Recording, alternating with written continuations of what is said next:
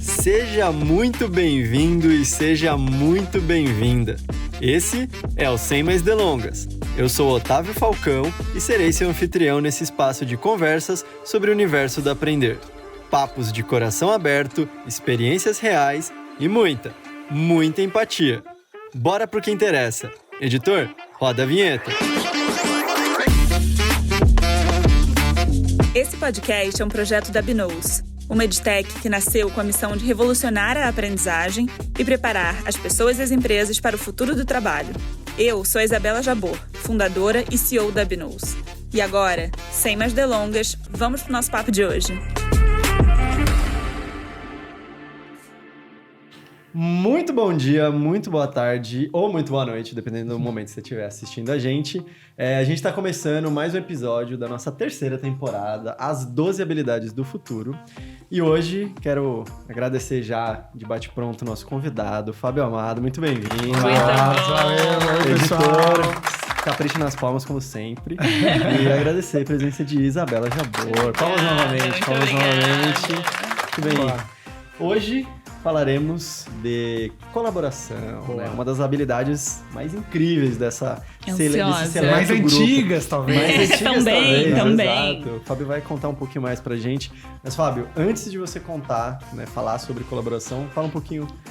Até porque, não, tem uma curiosidade aqui, né? Fábio é o primeiro convidado a retornar ao Sem Mais Delongas. É verdade. Já Em novo participou- formato agora. Novo formato, estreou na gravação remota e agora tá estreando a gravação presencial. E, inclusive, né, podia ter trazido a Linda, né, que é um dos Que é o motivo aí, do outro episódio, exatamente. que foi um sucesso, Sucesso. pros vovós e vovôs da Linda, adoraram. Tipo, nossa, amaram o episódio, então foi super Que legal. bom. E ela tá bem? Super bem, um aninho, Delícia. aprontando e tá tudo Se certo. você quiser saber mais sobre a Linda, ouça outro podcast que tá interessantíssimo. Mas, Fabinho, fala lá. de você, cara.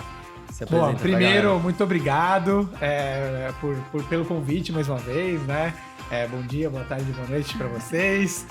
Bom, eu sou o Fábio, eu sou designer, comecei minha carreira há um tempão aí atrás como designer gráfico, enfim, criando logo, fazendo identidade visual, gostava muito de desenhar e tal. E aí, no momento da vida, meio que migrei para outra coisa e hoje estou aqui trabalhando um pouco mais com design estratégico, ajudando algumas empresas a entender um pouco mais sobre inovação, sobre outros tópicos, inclusive sou professor, né? E dentro da parte como professor, ensino muita gente a colaborar também, né? Acho que uma das principais habilidades com certeza, das mais antigas, né? Com certeza, mas uma das principais que a gente precisa sempre para evoluir em qualquer questão, né? Seja Perfeito. Profissionalmente ou pessoalmente. Mas não falo especificamente dessa habilidade na nossa vida pessoal, mas eu tento encaixar e trazer como é que a gente pode colaborar na vida profissional em si. Né? Até porque a gente não tem, né, essa divisão tão explícita, Não tem, né, cara? Não existe. não. Somos Hoje em uma dia- pessoa só, né? A hoje gente já em dia, entende que já não... Justo. E, cara, então, já que a gente começou a falar sobre isso, o que é colaboração? No seu ponto de vista, cara, o que é, de fato, essa habilidade? Bom, é uma habilidade que, como eu estava falando, né? Se a gente for pensar, eu simplifico muito colaboração no jeito que as pessoas sempre acessam o conhecimento externo que a gente não tenha, né? Tá. Então, por exemplo, se eu quero entender um outro assunto que eu não tenho tanta capacidade, eu não conheço, é desconhecido para mim, e se eu pergunto para alguém, ou se eu acesso a outra pessoa para me informar ou para me ajudar a resolver algum tipo de problema, é um pouco isso a colaboração. Tá. Se eu olhar no dicionário e eu for fazer a etimologia da palavra, tipo ação, né? Então tem várias coisinhas que dá para ir para um negócio mais cabeçudo, assim, da palavra em si. Mas para mim eu simplifico em sempre acessar conhecimento que a gente não detém, né? Seja ele um conhecimento, uma habilidade física, um conhecimento mental em si, sempre para resolver alguma coisa, né? Eu não sei se vocês assistiram aquele filme, o 2001, Odisseia no Espaço e tal. E aí tem é um filme meio antigo, assim. Talvez a galera não conheça tanto, assim. Meio antigo. Eu não vi, gente. Lista dos clássicos. Acho que é final dos anos 60, alguma coisa tá assim. na lista dos clássicos. Mas para quem fez faculdade de design, arte, arquitetura, Viu, né? com Tudo. certeza teve que assistir em algum momento. E se você não fez, assista, porque vale super a indicação. Sabe? Vale super legal. Vou colocar no meu repertório aqui pra ver. Mas basicamente tem uma versão mais atualizada em livro do Yuval Harari, né? Que é o Sapiens, que ele fala um pouco sobre a evolução da humanidade em si. E ele fala bastante sobre o que fez o Homo sapiens ali evoluir a chegar onde a gente está hoje, por exemplo, né? E eram duas coisas, né? Poder cognitivo, né? De conectar os pontos, conseguir sacar e ter ideias, usar um pouco, talvez, a criatividade para resolver algum tipo de problema. E o poder de criação de uma extensão do corpo humano, que é a ferramenta em si, né? Então, eu criar alguma coisa para me servir de algo para resolver algum tipo de problema. E aí, no filme Odisseia do Espaço, por que eu tô citando, né? Tem uma cena que a música, com certeza, vocês já ouviram, que é aquela... que é basicamente quando o Homo sapiens, ele tá com um teco de um fêmur, sei lá, ele começa a batucar um ossada e ele começa a sacar que aquilo pode virar uma ferramenta, uma arma para dominar uma outra, uma outra tribo, sei lá, alguma coisa assim do tipo, né? Então é o momento ali que ele tem o eureka, ele conecta os pontos, ele saca que aquilo é uma extensão do corpo dele para servir para algo, né? Perfeito. Por que eu tô falando e voltei tanto tempo atrás? Porque eu acho que além da criação das ferramentas, né, a gente sempre acessou, através desse poder cognitivo, o conhecimento das outras pessoas e a ajuda das outras pessoas para meio que evoluir, né? E eu acho que colaboração tem tudo a ver com evolução, né? A gente não consegue fazer nada sozinho, né? Principalmente a gente vive sozinho, né? Começa por aí, né? Exato. A sociedade, a gente divide a nossa vida com o nosso parceiro ou parceira dentro de casa, com os nossos filhos, com o cachorro. E obviamente, a gente vai saindo da bolha e vai meio que várias expandir. Camadas de interação. É um grande condomínio de um prédio, assim. A gente precisa meio que entender como se relacionar com essas pessoas, né? Perfeito. E eu acho que a colaboração, obviamente, não é só se relacionar, mas é sempre, tipo, buscando algum tipo de ação, buscando algum tipo de resolução. Então, eu acho que a colaboração em si é uma interação com uma entrega, assim, sabe? Com poder de resolução, alguma coisa assim do tipo, né? Muito legal, porque quando você foi falando... Primeiro, eu acho que é genial a gente entender que, né, talvez seja uma das habilidades realmente mais humanas por essa história que você contou, né? Então, quando a gente fala da nomenclatura, né, essas habilidades comportamentais, eu gosto de falar que são as nossas habilidades mais humanas, então como não... botar luz nelas, né, desenvolvê-las cada vez mais, porque é o que torna a gente único. Olha aí a nossa história de evolução, né? Então, é super isso. E aí a minha outra pergunta era, e você acabou de responder nesse finalzinho, então a gente pode entender que colaboração é esse agir com o outro, né? Essa relação com o outro, mas resultando numa ação, né? Perfeito. Resultando em algo concreto, seria isso? Sim, eu acho que é em busca de resolução de algum problema. Seja um problema, às vezes, pessoal, um problema profissional e, obviamente, sempre utilizando algumas ferramentas para meio que facilitar isso. Porque a gente sabe, né? Para quem mora em prédio, por exemplo, se a gente vive nessa grande condomínio que é a vida...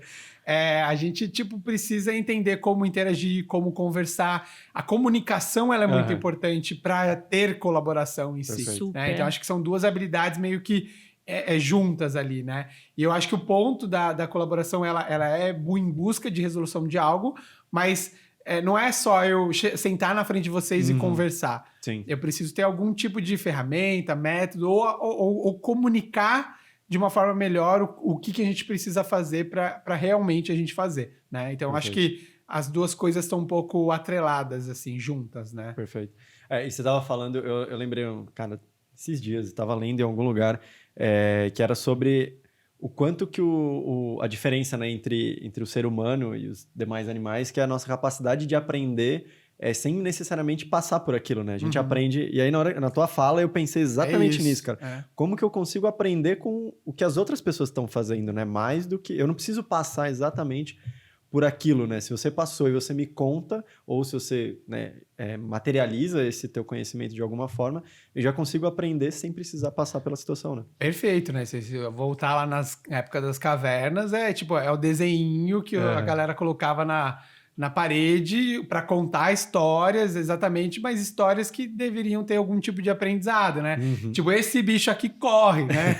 Não vai, porque senão você morre. Esse aqui a gente caça e sucessivamente, né? A gente tem tanta coisa que a gente faz hoje em dia e não sabe por quê, e provavelmente tá enraizado na cultura. Vem desse código aí, né? Vem exatamente por conta disso, né? Então, eu acho que a gente vai colaborando, às vezes, até mesmo sem saber que a gente tá colaborando, né?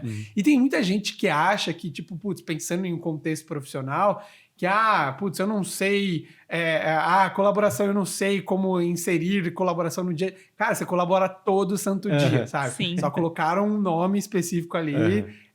Obviamente, trouxeram alguns outros conceitos e ferramentas que podem apoiar, mas todo dia a gente está colaborando. Se você está num emprego oferecendo o seu conhecimento para resolução de problema, você está colaborando. Você tá colaborando. Se você faz parte de uma empresa, você já é um colaborador, né? Afinal, não é à toa o nome, não é à né? toa, exato.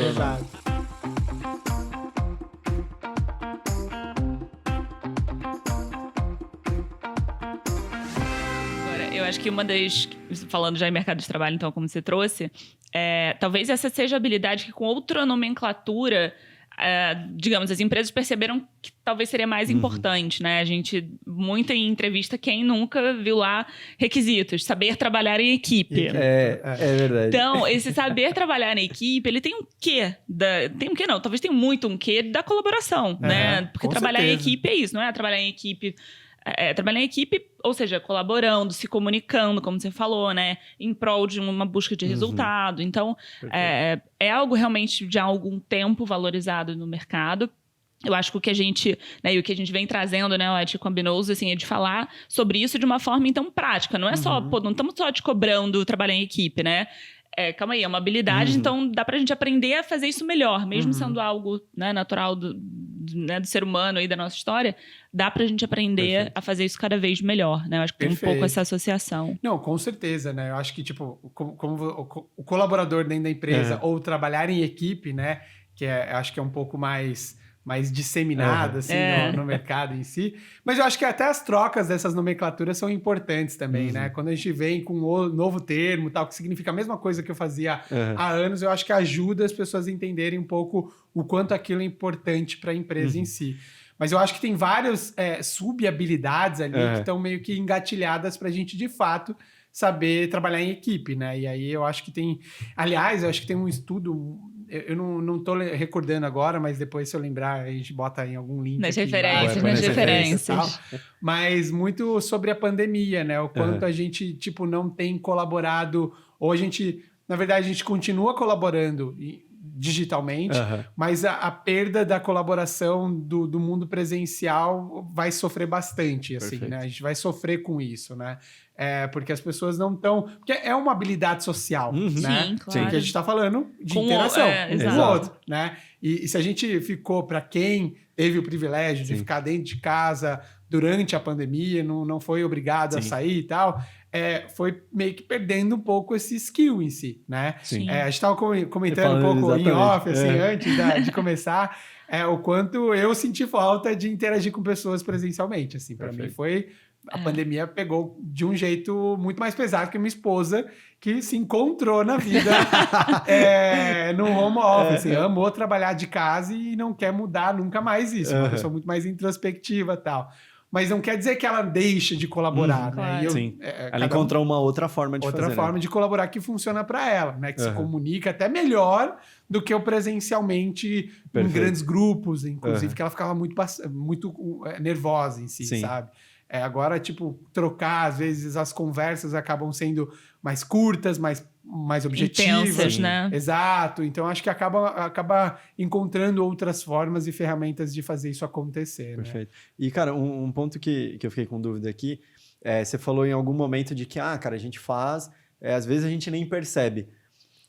O quanto é consciente ou inconsciente a colaboração? Ou o que diferencia quando eu estou colaborando de uma forma intencional né, consciente ou quando eu tô colaborando de uma forma meio natural, assim, meio eu acho mais que inconsciente? O consciente, na minha percepção, é sempre quando a gente tem, tipo, uma reunião, por exemplo. Né? Tá. Marquei uma reunião para falar de tal assunto, é que eu preciso acessar o conhecimento de vocês, ou a gente se alinhar, se organizar para fazer o negócio acontecer. Tá. Né? Legal. Agora, o inconsciente é aquela coisa ali do dia a dia, tô na frente do computador, e vem o Fábio, que você... Me ajuda aqui 2 segundos. Ou tipo aquela mensagem no WhatsApp. Pera aí que eu vou... Sabe, você responde e ajuda a pessoa com algum conselho e tal. Então eu acho que tem muita coisa inconsciente que a gente faz muito mais no dia a dia dessa forma. E a reunião talvez seja o grande palco da colaboração consciente. Né? Tentando trazer a sua nomenclatura para isso. Então é quando a gente monta ali...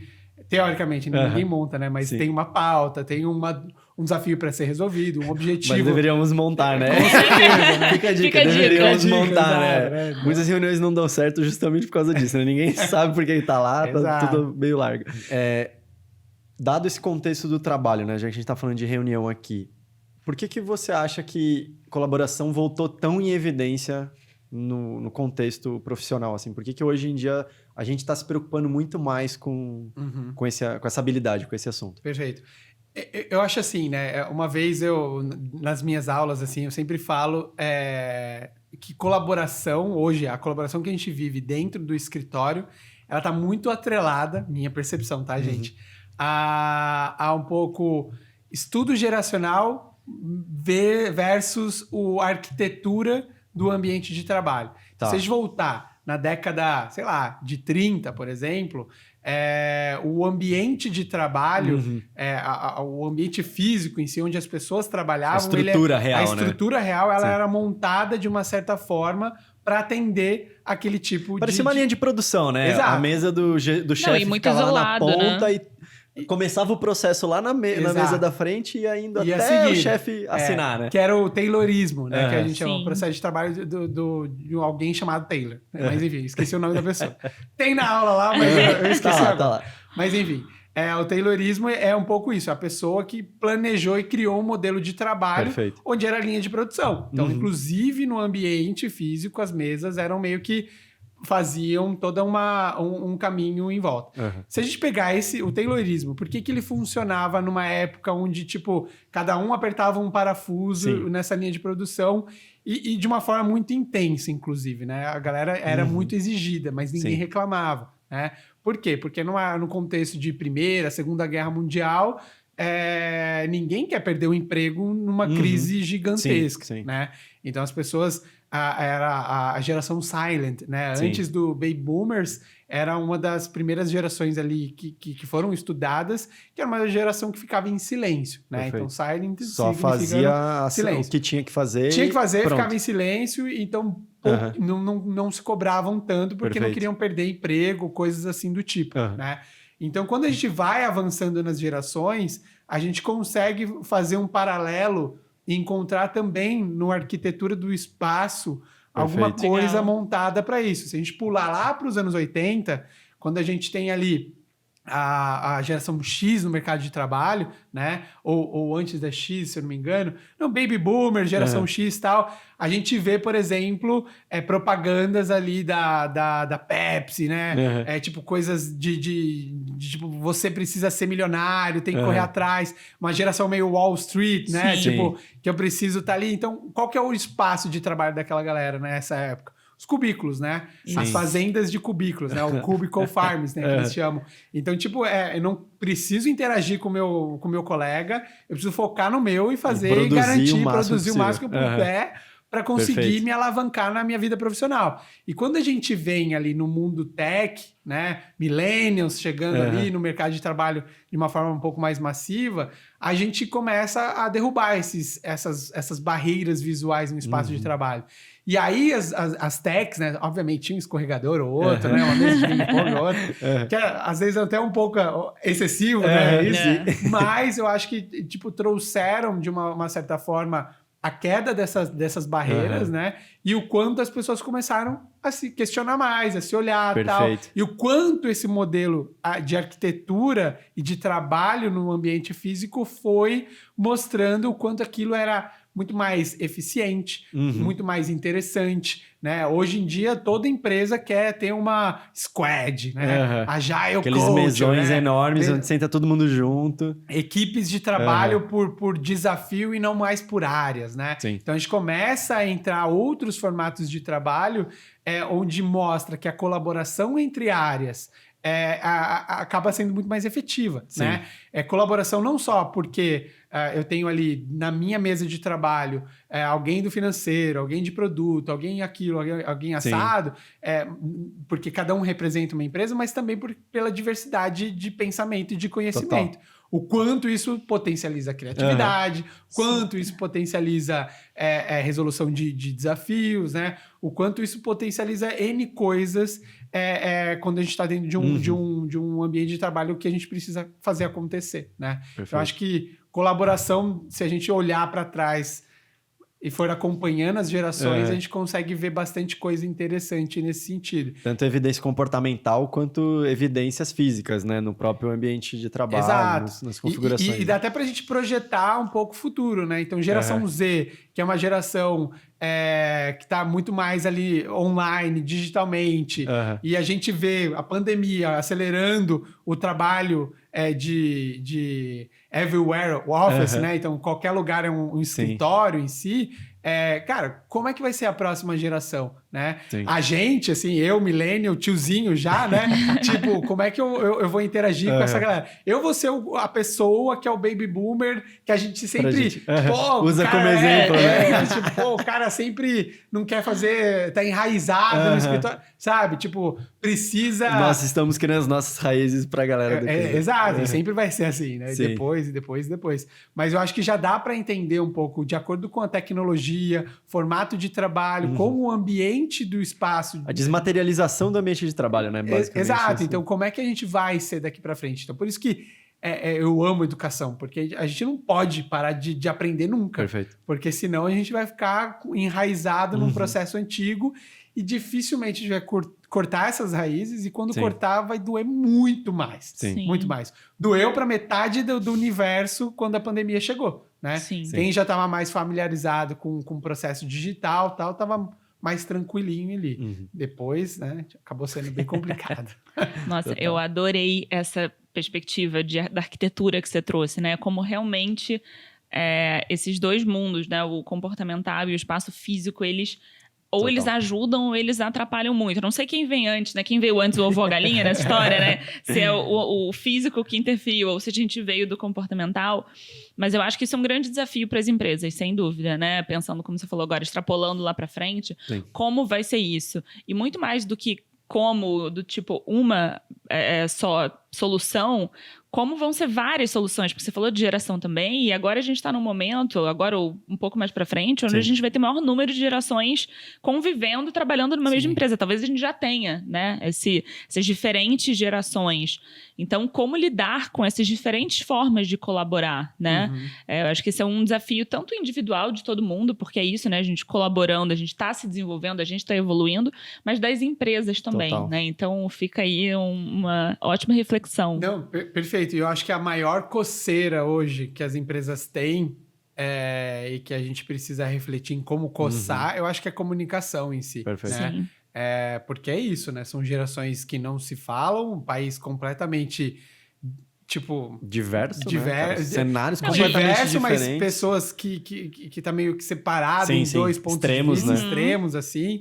Então, tem muita coisa influenciando com que a comunicação não aconteça, né? De uma forma mais efetiva, né? Isso impacta diretamente na forma como as pessoas colaboram ou não colaboram. Ou não colaboram, Exato. com certeza, né? E falando de resultado, a gente tem uma pesquisa, depois eu vou botar a referência, tem uma pesquisa que diz que as empresas que trabalham habilidades comportamentais, dentre elas principalmente colaboração, comunicação, né, tem o resultado financeiro, né, que é onde dói ali no bolso, o resultado financeiro 4,7 vezes melhor do que empresas que não desenvolvem esse tipo de habilidade. Então, é o que a gente está falando, né? Não é só individualmente isso é melhor, coletivamente isso é melhor em termos de experiência de trabalho para as pessoas, mas efetivamente para o negócio é muito melhor. Então, né, cada vez mais a gente vai ver como fazer, mas é um grande desafio, com certeza.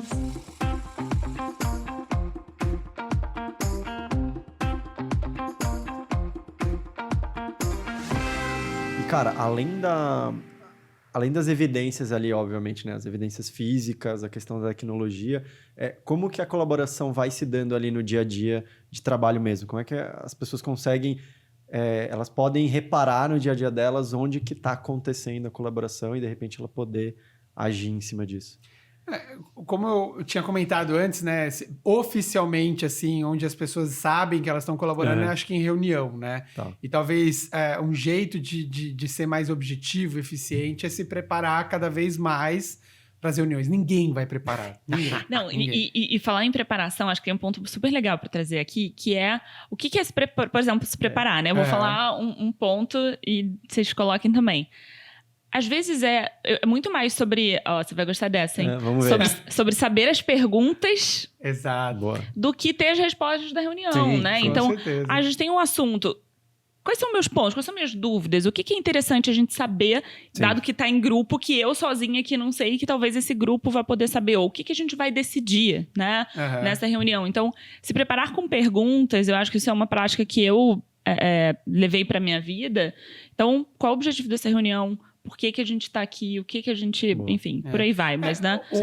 Seria uma dica. Um simples processo, por exemplo, que a gente poderia fazer e que a gente faz bastante onde eu trabalho, no próprio invite sempre tem que estar escrito porque o que é a reunião, assunto, o objetivo, né? por que precisam dessas pessoas. Bem legal. E as pessoas precisam ter autonomia e conhecer, saber se, olha, talvez eu não tenha que estar nessa. E avisar pelo menos o organizador ali que, não é para mim. Ou, perfeito, sentir falta de tal outra pessoa que eu acho que pode contribuir. Né? Super. A contribuição muito... mental, né, de conhecimento técnico, profissional sobre o assunto que a gente precisa resolver, né?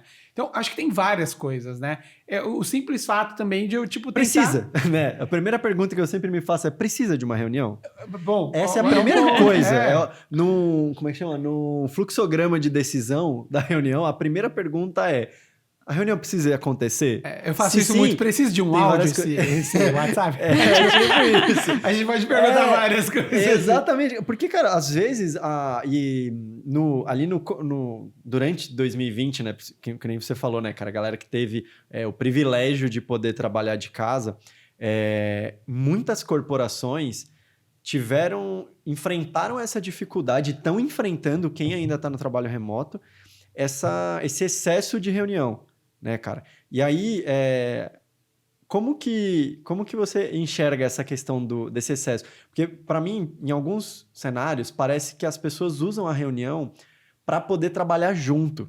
As pessoas que sentem falta de sentar com alguém, porque são as pessoas que, cara, precisa estar junto com alguém, né? Não é a pessoa que consegue criar muito sozinha, mas ela precisa criar a partir dos outros. Essas pessoas acabam fazendo reuniões, só que aí atrapalha, por exemplo, pessoas que têm um perfil completamente diferente, né? No sentido de, tipo, cara, por que eu tô nessa reunião? E aí acontece aquela coisa, né? De câmera fechada, galera só conectada e fazendo milhões de outras coisas e ninguém prestando atenção na reunião. Né? Então, você acaba se enganando, né? Achando que tá colaborando. Juntando essa coisa, né? Da tecnologia, esse novo formato, mescla, né? De perfis, de gerações. Cara, como que a gente ajusta isso no dia a dia? Não, eu acho que a pergunta que você trouxe, né, precisa de uma reunião, e principalmente quem precisa estar nessa reunião e o porquê, eu acho que ajuda a gente a entender engajamento na hora de colaborar, né? Eu acho que para as pessoas se sentirem engajadas ali para resolver alguma coisa de uma forma colaborativa, a dor também tem que ser dela. Né? Acho que ela tem que ter... A gente, querendo ou não, o ser humano é meio egoísta, né? Por mais que você se ache, não, eu sou super ajuda, eu não sou super empático. Eu sou super empático. Não, você pode ser empático e egoísta, não tem problema, né? Mas o ponto é a gente sempre tenta tirar algum proveito. Mesmo sendo empático ao extremo, eu vou tirar algum aprendizado e eu quero tirar esse aprendizado pra mim. Né? Precisa. Então eu tô sendo egoísta, mas nesse sentido, assim, não... De querer aprender mais da relação que eu tô tendo. Você vislumbra o coletivo, mas você também vislumbra o seu, né? O individual. Exato, tem que ser sempre. um equilíbrio. Então, eu acho que para engajar não tem como. A gente precisa entender uma dor um pouco mais comunitária em si, né? Então, se eu quero resolver um problema de forma colaborativa, eu preciso chamar pessoas que estejam envolvidas com aquele tema de alguma forma. sendo que essas pessoas vão tirar daquilo algum aprendizado ou vão ajudar a resolver um problema que também é delas, né? Ou porque essa pessoa ela vai prover um conhecimento que vai destravar outras coisas, então o que essa pessoa sabe sobre o assunto é muito importante. As pessoas gostam de ter um palco às vezes, né, também, né? Então acho que tem vários pontos aí que a gente pode buscar engajamento, mas acho que o essencial é tipo as pessoas sentirem-se conectadas com a dor e o objetivo que vai ser discutido, né? Perfeito. Se não tiver isso... Se ela não se sensibilizar, não funciona, né? Quando a gente pensa, por exemplo, a gente trabalha muito com educação corporativa, vocês também, né? E vocês sabem que a principal dor do RH hoje, quando contrata algum tipo de curso qualquer... Engajamento. Né? E aí a gente entende que o engajamento, ou o mau engajamento, ele acontece por quê? Porque a gente tem uma agenda complicadíssima, quando a gente tem, tipo, sei lá, o funcionário está fazendo outros treinamentos, ele está ali tendo uma agenda sendo cobrado por resultado e várias outras coisas, e ele ainda precisa fazer um treinamento e tal. Se o assunto, tipo, não tiver conectado com uma dor específica dessa pessoa... essa pessoa você vai grande chance de perder essa. Ou o formato do treinamento não está alinhado, pelo menos com o momento de vida dele, ou que aconteça de uma forma, às vezes, digital uma parte, depois física outra e vice-versa, enfim. Mas que encaixe na agenda daquela pessoa. Para não gerar uma dor maior, que é tirar o dia a dia da frente, né? Então, isso tem que ser muito bem pensado, né? Então, eu acho que é bem diferente quando a gente vai para um curso de varejo. Perfeito. Quando eu abro um curso para todo mundo e as pessoas pagam para estar lá, é diferente, porque aí eu estou investindo na minha carreira, porque eu tenho essa dor... Você já está na intenção, né? Exato. Você já está comprado pela ideia, né? Exato. Diferente de uma reunião que... Exato. Às vezes você não escolhe, né? Você simplesmente recebe o invite e você precisa... Então o engajamento para mim está conectado com dor. Assim, perfeito. Né? Então eu sei qual que é a dor, eu entendo quais são as dores, como eu posso diminuir para as pessoas de fato estarem engajadas ali naquela reunião, para colaborar, para trocar, botar o conhecimento em prol do desafio que a gente tem que trabalhar. Né?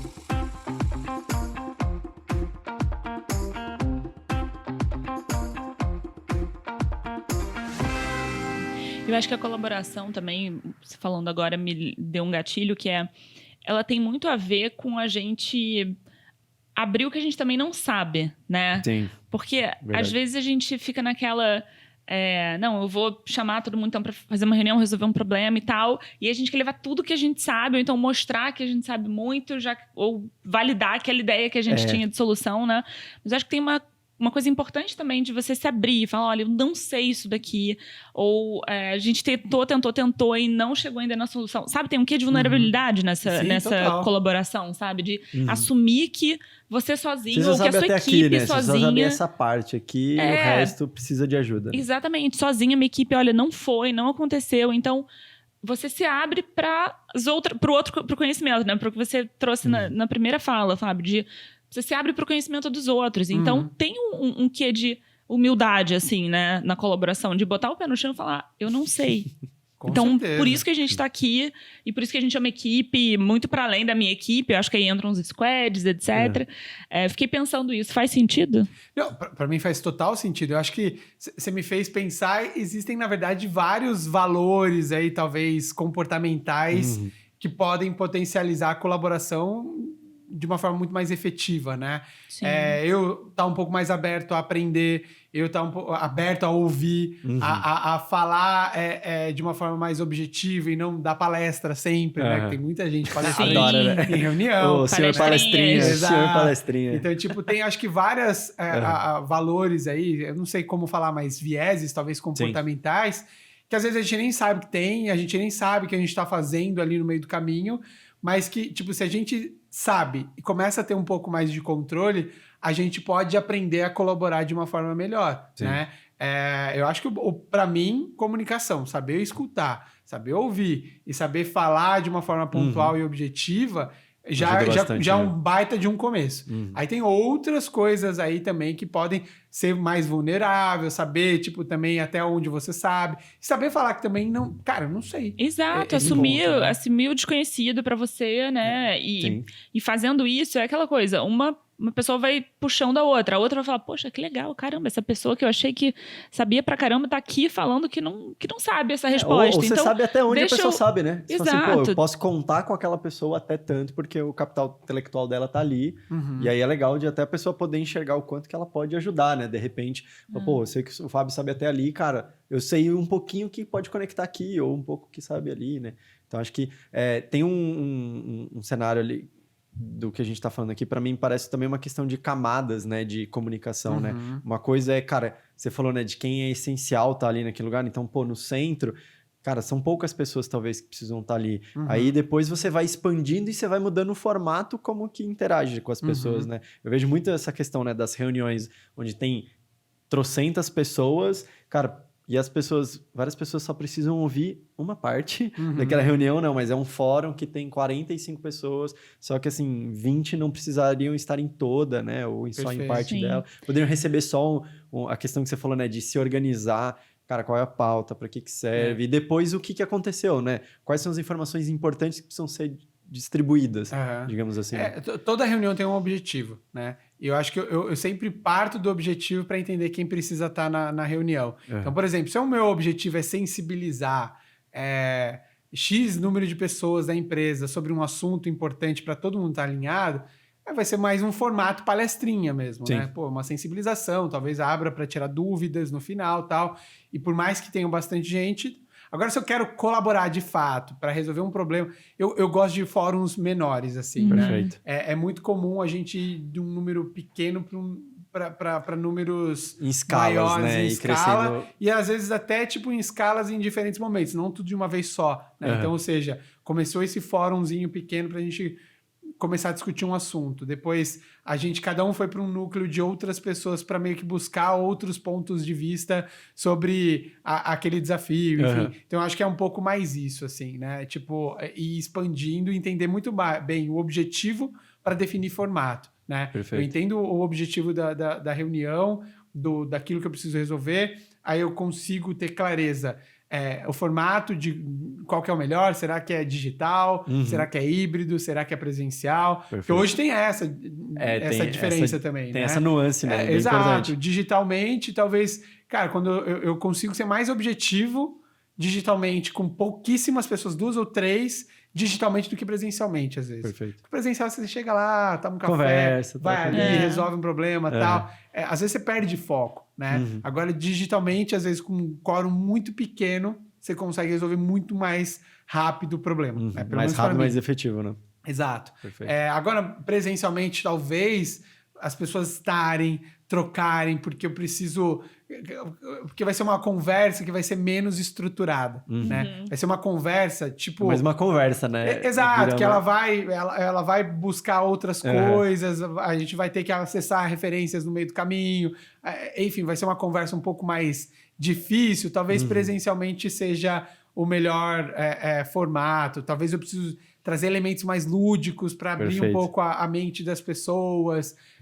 O fato de estar presencialmente hoje é um pouco lúdico até, eu considero já um pouco isso. Usar isso a favor, né? Já uso um pouco isso a favor. Mas, enfim, eu acho que tem algumas coisas nesse sentido. Então, eu entendo o objetivo para definir um formato, para saber quem vai participar daquela reunião, daquele fórum, e depois entender que tipo de ferramentas ou métodos ou como organizo a pauta que vai ser discutida. E isso é muito importante, né? Perfeito. Reunião tem que ter começo, meio e fim, né? Sim. Que nem qualquer jogo da vida, assim. Começo, meio e fim. Então, preciso saber o que eu estou esperando de resultado do papo, como eu vou iniciar esse papo e como eu vou meio que conversar, discutir e meio que levar a estrutura do meio ali para as pessoas colocarem o conhecimento delas sobre o desafio que a gente precisa resolver. Então, isso tem que ser muito bem estruturado, né?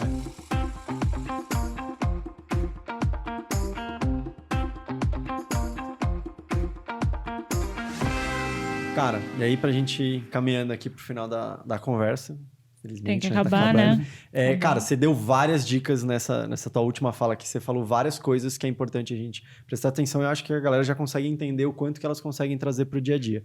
Você tem mais alguma dica prática que você fala, cara, isso aqui, apesar de ser algo simples, relativamente pequeno, digamos assim, mas, pô, é matador, assim, funciona super. E é legal a gente começar, de repente, por aqui para ajudar. Até para as pessoas não só praticarem a colaboração, mas também para elas poderem desenvolver nelas, assim, o que elas podem fazer no dia a dia para poder desenvolver. Eu acho que dá pra gente pensar em 3 coisas, assim. Tá. Isso, aliás, é uma coisa que eu sempre penso, assim. Eu sempre falo 3 coisas.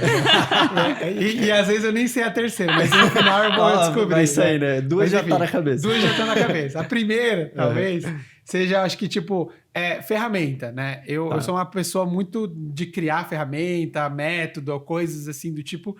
E eu acho que qualquer ferramenta ajuda a gente a organizar muito bem a conversa. Eu acho que toda reunião, toda forma de colaborar, oficial ou informal, ela precisa ter uma atividade ali que organize o papo, né? Então, muitos dos designers aí conhecem várias ferramentas, né? E aí, talvez, acho que a gente pode colocar aí no link depois alguns sites que oferecem algumas dessas ferramentas que podem ajudar a trocar a conversa em si. Um exemplo de ferramenta por exemplo, o 444, que eu uso bastante, que é um pensamento, por exemplo, eu penso em 4 desafios. Vamos supor que a reunião seja para a gente pensar em problema, né? Que a empresa que a nossa área está enfrentando hoje. Legal, então eu penso sozinho, 4 desafios, vocês também, cada um 4 desafios. Perfeito. Depois a gente junta duplas, vamos supor que tem um quarto elemento aqui junto também. Eu junto com a Isa, a gente vai falar, o Otávio com outra pessoa vai falar, e a gente vai discutir, conversar e vai chegar em 4 pontos em comum. Tá, então, dos 8, chega em 4, e você também com a outra dupla. Depois a gente junta essas duplas e a gente vai para mais um diálogo, mais uma conversa e vai para uma convergência de 4 pontos em comum do grupo inteiro. Eu acho que é uma ferramenta, um exemplo de várias outras, mas se eu fizer isso numa reunião já tá ótimo. Perfeito. Assim. Então serve para qualquer coisa, né? 4 desafios, 4 problemas, 4 ideias, 4 Essa é uma ferramenta. Coisas. Tem várias outras aí disponíveis e tal. Né? Então eu acho que ter ferramenta, ter método para organizar a conversa que a gente vai colaborar, eu acho que é um passo muito importante. Sim. O segundo, eu comentei agora com essa ferramenta como exemplo, mas é uma coisa que eu acho que é extremamente importante, que é sempre refletir individualmente para depois levar para o coletivo. Porque se a gente já começa um papo, um brainstorm, qualquer coisa, a galera adora um brainstorm, né? Adora sair jogando. Exportando o que eu tô pensando, eu já envieso todo mundo na minha linha de raciocínio. Perfeito. E talvez isso no primeiro momento não seja interessante. Teve gente talvez que não teve a oportunidade, né, cara, de pensar. Refletir Exato. Então primeiro eu acho que tem que refletir individualmente para depois expor coletivamente. Então o que isso significa? 5 minutos para cada um pensar no problema que a gente tem que resolver, sabe? Pensa lá sozinho, anota em algum lugar e depois expõe, colabora e troca. Legal. E a terceira coisa que ele existe. Sempre existe. Sempre vem. E que está atrelado a esse ponto também, do individual para o coletivo, é se preparar. E se preparar para as reuniões, se preparar com informação, né? E se eu sei que vão ter pessoas que não vão ter tempo de se preparar, eu preciso preparar elas, talvez no momento inicial do papo. Então, contexto é tudo. Né? Então eu preciso entender o problema. O que faz parte desse desafio que eu vou enfrentar aqui? O que eu preciso? Quem está dentro desse desafio? Quem faz parte? Que tipo de recurso eu tenho e tal? Quanto mais eu souber sobre o problema, melhor. Se eu estudei para chegar no dia da colaboração, no dia de acessar esses conhecimentos mais formais, né, com outras pessoas, com certeza eu tô ali preparado para performar e chegar no objetivo. Mas se as pessoas não tiverem, talvez aqueles 10 minutos iniciais seja muito importante para isso.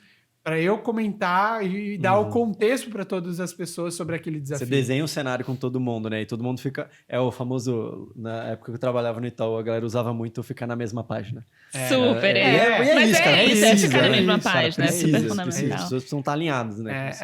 Em um dos lugares que eu dou aula, a Perestroika, eles têm um curso que chama Chora PPT. Que é um curso de narrativa, storytelling e tal. Ensina, não ensina a fazer visualmente a apresentação, mas ensina um pouco a como contar uma história de uma forma melhor dentro do contexto da empresa. E aí, uma das coisas que um dos professores fala é que toda história ela tem contexto, tem problema e tem a tese, que é a solução, né? Contexto, problema e tese. Isso às vezes está invertido, né? Às vezes o filme começa com o final, depois tem ele desenrola e aí vai para o contexto. Enfim, tem toda... Mas sempre vão ter esses 3 elementos, né? O que o filme... Por que o filme ele dá contexto pra gente? Por que ele problematiza? Porque ele vai contando através da história, vai criando uma linha de raciocínio que no final pra gente, quando aquilo acontece... Faz sentido. Exato. E reunião é a mesma coisa. Eu preciso contextualizar para toda ideia que sair dali, ou todo insight, ou toda a argumentação, resolução de problema...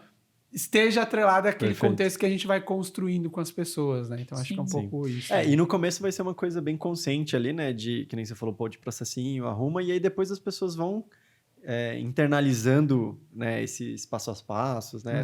Esse comportamento e vai ficando muito mais fluido, né? Talvez as pessoas sintam um pouquinho de dificuldade no início ali, né? Tipo, cara, será que eu vou ter que fazer? Sim, você vai fazendo isso, só que vai chegar uma hora que vai ficar tão natural que você vai fazer de uma forma mais tranquila, assim. Né? Perfeito. Que é o famoso desenvolver habilidades, né? Desenvolver habilidades é isso. Então, eu gosto muito de dar um exemplo. Tem algumas mentis, né? Mentorados, que eu falo muito isso pra eles, não vão me deixar mentir. Quando a gente tá falando de oratória, né, de comunicação, eu falo sempre, o Obama treina as apresentações dele sempre, várias vezes. Por que a gente não vai treinar? Depois de tanto tempo, ele continua depois de treinando, anos e anos, né, fazendo um monte de todas as palestras e discursos nos mais instâncias diferentes. Por que a gente não vai treinar, seja a nossa oratória, seja treinar a nossa colaboração? Então, acho que os 3 pontos que você trouxe, que o Fábio trouxe, são fundamentais para a gente treinar, efetivamente. Quem somos nós? Somos, né, profissionais, somos aprendizes, somos eternos seres em evolução. Então, é do pequenininho, né, do dia a dia da reunião, até o dia que você vai estar lá, igual o Obama na ONU, quem sabe, falando e colaborando. Né? Então, também é colaboração. Vamos seguir esses 3 passos aí, fundamental. Obrigada, Fábio. Boa. E o terceiro era bom, né? O terceiro era importante. Bem bom, né?